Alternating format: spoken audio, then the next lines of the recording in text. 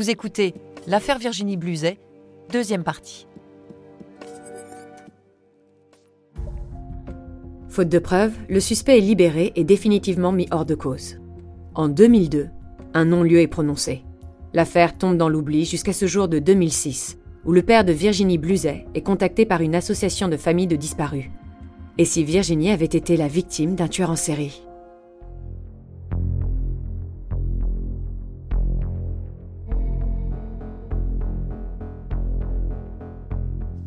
Ce qui interpelle, c'est que la mort de Virginie, c'est une nouvelle mort qui vient s'ajouter aux crimes non élucidés. On a appelé ça les disparus de la 6.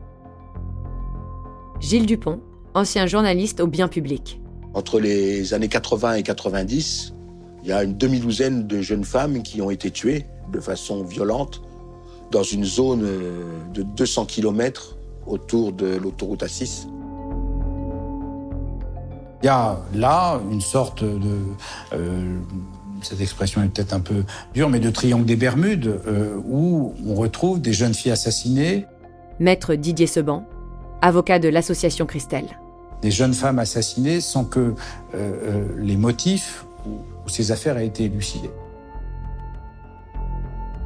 Virginie Bluzet rejoint la liste de Christelle Maïri, de Sylvie Aubert, des deux autostoppeuses belges, Bruyère et Cordonnier, Nathalie Maire, Carole Soltisiak, Vanessa Thiellon. Parmi elles, Christelle Blétry, dont le prénom sera celui d'une association bien connue aujourd'hui et très active dans la région.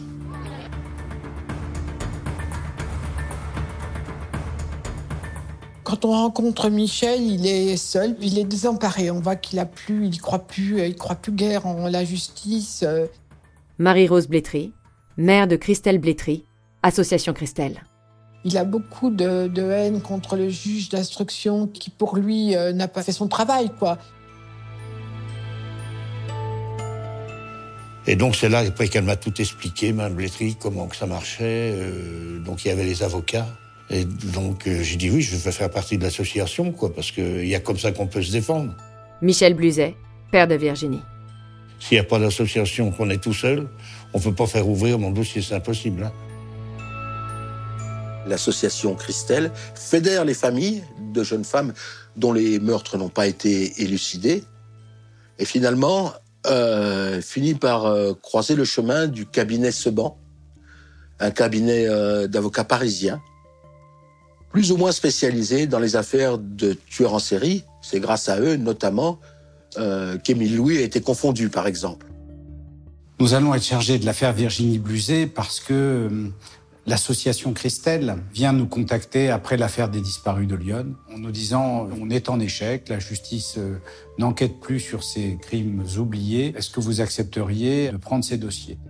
Maître Didier Seban, avocat de l'association Christelle. Toutes ces femmes et cet homme engagés dans un combat depuis des années nous convainc de prendre les dossiers. Et c'est souvent le problème de ces enquêtes de gendarmerie ou de police, c'est que toute cette enquête est menée dans la proximité de la victime. C'est-à-dire que parce que souvent, beaucoup de meurtres sont commis dans la proximité de la victime ou par une relation, par un ami ou par un amant éconduit. Mais quelquefois, ça les empêche d'ouvrir le focus. Ils s'intéressent qu'à cette proximité et ne regardent pas si ça peut être un tueur de passage, si ça peut être un criminel en série. C'est ce qui, pour nous, explique beaucoup des cold cases, de ce qu'on appelle aujourd'hui les cold cases, c'est-à-dire de ces affaires abandonnées, oubliées, parce qu'on n'a jamais élargi la focale. Le cabinet Seban, sa méthode, c'est de rassembler le plus d'éléments possible et de les mettre en parallèle. Voilà. Il a fait le travail que la justice devrait faire. On fait le lien, si vous voulez, entre ces différents meurtres, en essayant de voir ce qui peut ressembler dans un dossier à un autre, ce qui pourrait être une signature criminelle, un horaire, le lien que peuvent avoir les victimes entre elles, est-ce qu'elles fréquentaient les mêmes lieux, est-ce qu'elles se connaissaient. Et c'est vraiment la démarche que nous avons, c'est-à-dire que ce que nous demandons aux familles, souvent, c'est d'aller consulter la presse locale et de réunir les cas de crimes inexpliqués, parce que une affaire peut en expliquer une autre et aider à en résoudre une autre.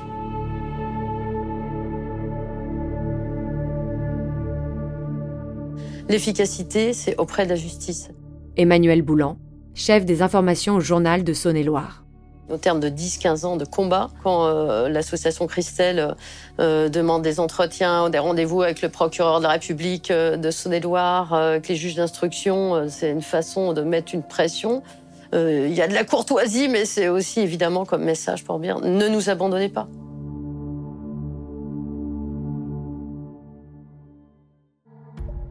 Grâce à l'intervention des avocats et le soutien de l'association Christelle, une nouvelle instruction est ouverte. Le père de Virginie Bluzet espère maintenant que les progrès en matière d'expertise génétique pourront faire avancer l'enquête.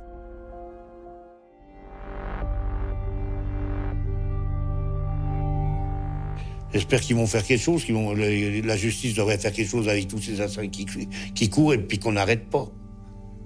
Avec le progrès qu'il y a quand même maintenant, la science quand même, ils ont fait des progrès quand même sur les ADN. À la résolution de l'assassinat de ma fille, ça a donné beaucoup d'espoir aux familles et entre autres à M. Bluzet de voir... Marie-Rose Blétry, mère de Christelle Blétry, association Christelle. Son dossier travaillé et résolu de ce fait, quoi.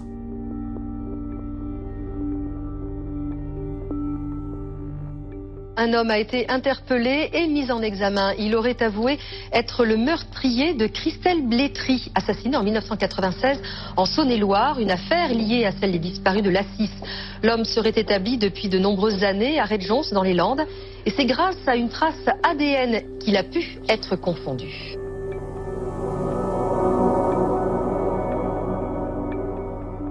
Dans l'affaire criminelle de Christelle Blétry, cette jeune femme tuée en 96 à Blanzy, apparaît le nom de Pascal Jardin. Emmanuel Boulan, chef des informations au journal de Saône-et-Loire. Grâce à une recherche ADN sur les sous-vêtements, pantalons, culottes, soutien-gorge de la jeune fille.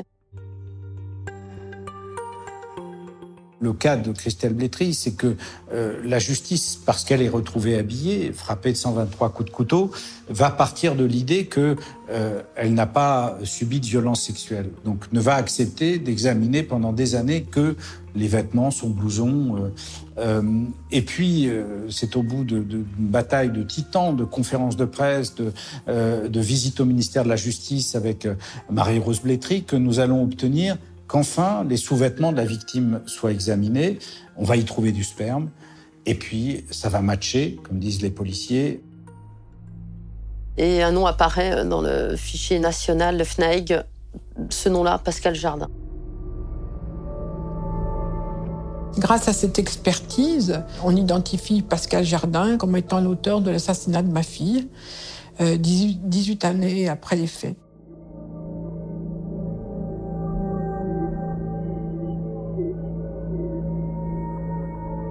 Il raconte les circonstances dans lesquelles il a pu croiser Christelle Blétry qui rentrait chez elle après une soirée passée chez les amis. Maître Didier Seban, avocat de l'association Christelle. Lui rentrait visiblement d'une soirée arrosée, l'a croisée, a eu, semble-t-il, un désir de se saisir d'elle, l'a embarqué dans sa voiture de force, l'a emmené sur un petit chemin, l'a violée ou a tenté de la violer dans sa voiture, et puis lorsqu'elle s'est enfuie, lorsqu'elle s'est rhabillée, qu'elle s'est enfuie en criant, n'a pas supporté ses cris, l'a poursuivie et l'a tuée de 123 coups de couteau.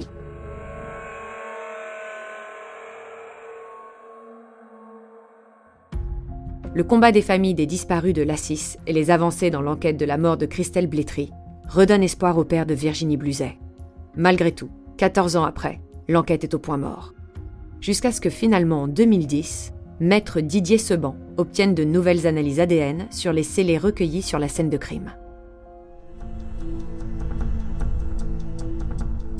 Au bout de plusieurs années, nous réussissons à convaincre la justice de réouvrir le dossier sur charge nouvelle, d'aller examiner les scellés, le bâillon, les menottes, le soutien-gorge qui a été retrouvé, et de voir si on ne pouvait pas y trouver éventuellement l'ADN de l'assassin.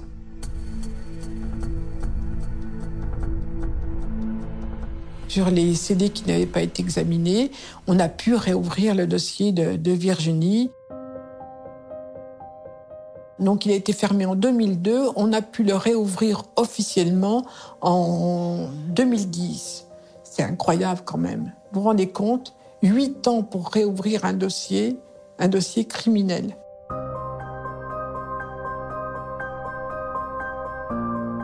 Malheureusement, ces investigations n'ont pas permis d'identifier un ADN qui aurait pu être inscrit au fichier et comparé aux ADN d'éventuels suspects. Virginie a été tuée quelques semaines après Christelle Blétry. Est-ce que 5 semaines après, Pascal Jardin n'aurait pas pu être à quelques dizaines de kilomètres de là et commettre un nouveau crime? Donc on va se battre pour que cette piste soit investiguée. Déjà, moi, je me suis toujours dit que quelqu'un qui était capable de tuer de 123 coups de couteau... Marie-Rose Blétry, mère de Christelle Blétry, Association Christelle.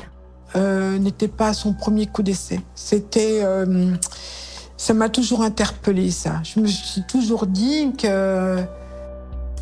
ne pouvait pas n'avoir tué que Christelle. Le contact avec Pascal Jardin est très particulier. Docteur Daniel Zaguri, psychiatre et expert auprès de la Cour d'appel de Paris. Il est froid, il est très moralisant, et au bout de plusieurs heures avec lui, on ne sait rien de lui. Et ça, c'est un élément extrêmement important, parce qu'un examen psychiatrique, ça vous livre des symptômes, ça vous livre éventuellement une certaine représentation du fonctionnement psychique du sujet, et là, ça ne vous livre rien. Ça nous oriente assez vite vers ce qu'on peut appeler la clinique du clivage, qui d'ailleurs fascine le grand public, puisque on se dit Dr Jekyll et Mr Hyde, comment un homme comme ça, banalement normal, a pu commettre des actes pareils. C'est-à-dire que vous avez d'un côté une personnalité pseudo-adaptée, lisse, sans aspérité, et de l'autre côté, des conduites tout à fait singulières, marquées de violence et de destructivité. Pascal Jardin, de retour sur les lieux du crime, 18 ans après les faits. Le meurtrier présumé de Christelle Blétry participe passivement à la reconstitution. L'homme reste sur ses positions. Il ne reconnaît plus le meurtre, mais seulement une relation sexuelle consentie. Pour les proches de la famille de la victime, c'est une véritable frustration. Il n'a pas dit la vérité. Il n'a pas dit ce qui... Non. Comment vous l'avez trouvé ? Presque indifférent.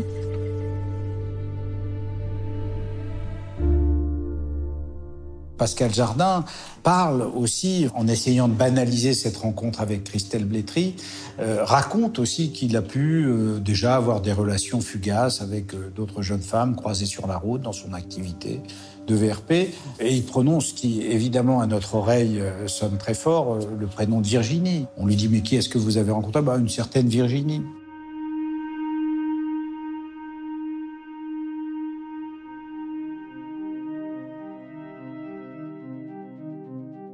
On va d'autant plus se battre que les collègues de travail de Pascal Jardin à l'époque, qui viennent nous dire, il amenait souvent, puisqu'il travaillait dans une entreprise qui fabriquait des surgelés, il amenait dans les lieux de restauration. Or, Virginie travaillait dans la restauration, donc évidemment, ils ont pu se croiser à l'occasion d'une de ces livraisons.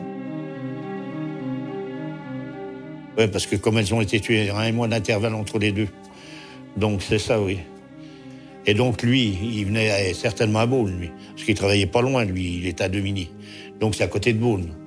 Peut-être. Puis en plus, où c'est que Virginie a travaillé, lui, il était livré là-bas, Jardin. Donc c'est vrai qu'ils sont peut-être croisés aussi. Tous ces points nous apparaissent évidemment fondamentaux à vérifier. Vous savez, on a frissonné quand il a raconté, par exemple, qu'il faisait du porte-à-porte dans une partie de son activité, qu'il allait vendre des ustensiles de cuisine. On s'est dit, mais est-ce qu'il aurait pu croiser telle ou telle autre victime de Saône-et-Loire à l'occasion de ces porte-à-porte ?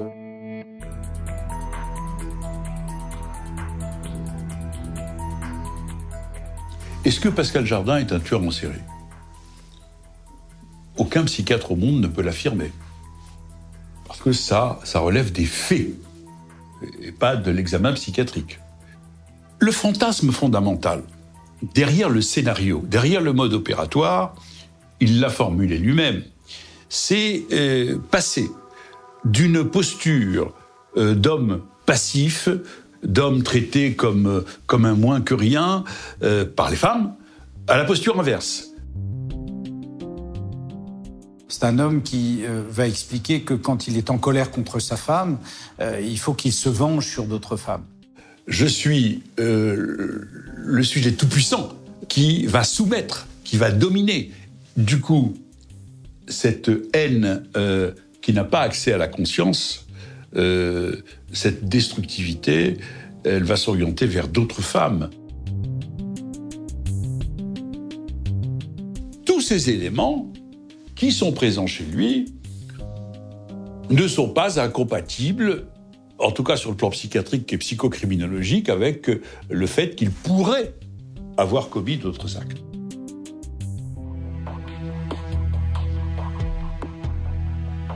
Il va falloir qu'on convainque la justice d'aller chercher, d'aller travailler sur le parcours de Pascal Jardin. On saisit les juges en disant il y a telle ou telle piste, il faut les chercher, il faut aller vérifier, il faut faire le parcours de vie, ce qu'on devrait faire pour tous les criminels qui sont suspectés d'être des criminels en série. Cette ténacité, cette hargne finissent par payer. Gilles Dupont, ancien journaliste au bien public. Puisque en décembre 2020, un juge d'instruction dijonnais rouvre le dossier Virginie Bluzet et relance les investigations.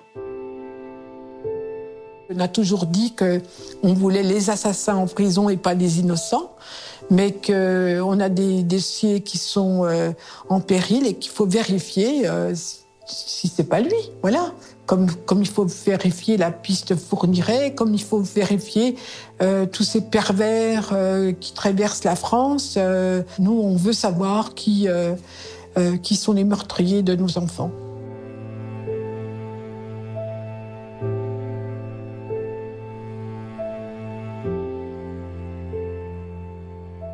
Ça fait quand même 24 ans. Et qu'on n'a toujours pas arrêté le vrai assassin.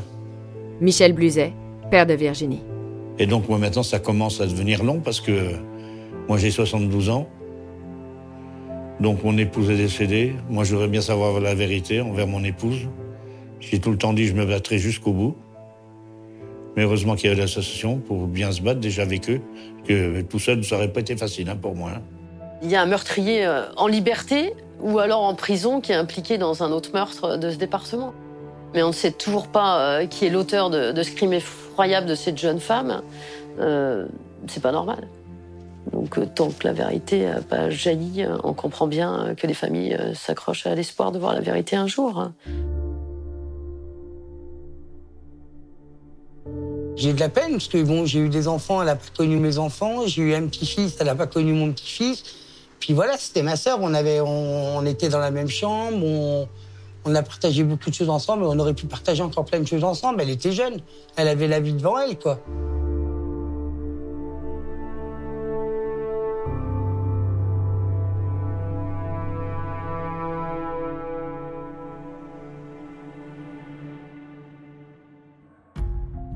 « 27 ans se sont écoulés depuis la mort de Virginie Bluzet. En septembre 2023, le dossier de Virginie Bluzet a été transféré au pôle Cold Case de Nanterre, chargé de poursuivre l'enquête. Grâce à la solidarité des familles des victimes et au travail de leurs avocats, l'enquête devrait bientôt aboutir. Vous venez d'écouter Au bout de l'enquête. Si vous avez aimé ce podcast, vous pouvez vous abonner sur votre plateforme de podcast préférée et suivre Initial Studio sur les réseaux sociaux. Au bout de l'enquête est un podcast coproduit par Initial Studio, Enibas Productions et France Télévisions, adapté de l'émission audiovisuelle éponyme produite par Enibas Productions et France Télévisions. Cet épisode a été écrit et réalisé par Rim Khalifa. Vous pouvez retrouver l'émission Au bout de l'enquête sur France 2 ou en replay sur France.tv. Production exécutive du podcast, Initial Studio. Production éditoriale, Sarah Koskiewicz, Astrid Verdun, assistée de Marie Agassan.